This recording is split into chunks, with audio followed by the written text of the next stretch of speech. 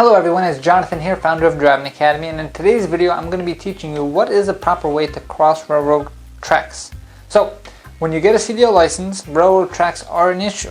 Just like in a car, you have to be aware of railroad tracks, but there are certain rules that you have to follow once you have a CDL license. Now, when it comes to do all CDL drivers have to stop at railroad crossings? That is incorrect.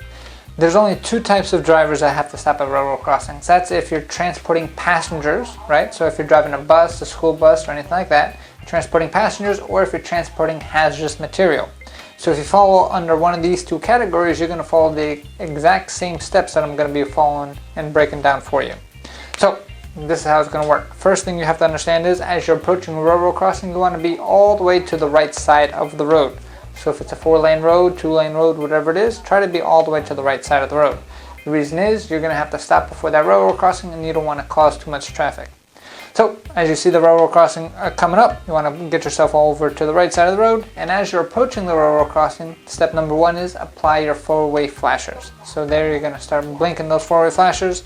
This makes sure that you're warning people behind you that you're slowing down. Now, as you approach the railroad crossing, 15 to 50 feet from the railroad crossing itself, from the tracks itself, I should say, you're going to come to a complete stop. So, step one, put on your four-way flashers, make sure you're on the right side of the road, and then as you're coming to the railroad crossing, 15 to 50 feet, come to a complete stop. You're going to put it in park or neutral, depending on your vehicle. You're then going to apply the brakes itself, and then you're going to open up the windows or the doors, depending on what kind of vehicle you're driving.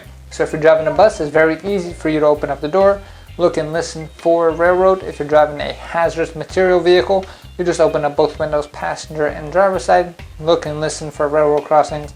And as long as there's no railroads coming, then you can proceed across. So that means you're going to put it back into drive, release your parking brakes, and cross over the railroad crossing. You're only going to shut off the signals with the four-way flashers once you've completely crossed over the railroad crossing itself. Because as you're going through the railroad crossing, you are going to be going slow. And anytime you go slower than the posted speed limit, it's a requirement that you post the four-way flasher signs or the hazard signs behind you and in front of you, so everyone's aware of what's happening. So that's pretty much a step-by-step process on how to actually cross a railroad crossing correctly. Now when it comes to taking your CDL road test, you are going to have to do this if you decide to get a passenger endorsement or a school bus endorsement. So this is actually part of the CDL road test, the road portion of that. Which means if you don't follow this step by step, then you're probably not going to pass that portion of the test, because it is a huge part of the test, because the state and the government wants to make sure that you are aware on how to interact with railroad crossings.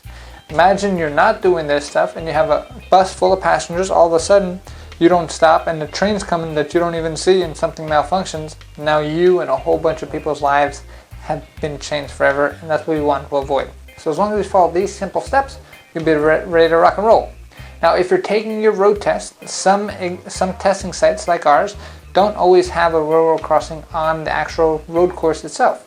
So that means the examiner is going to ask you to simulate the railroad crossing in our training yard. So the way it works when you take your CDL road test with us, and how you can do that is we're actually a third-party testing site, which means that we can do the training for you, and then you come to our third-party testing facility in Pennsylvania, and we'll actually provide the CDL road test. And once you pass that test, in 1 week you can go back to your home state, no matter what it is, and pick up your actual CDL license, because we're approved nationwide.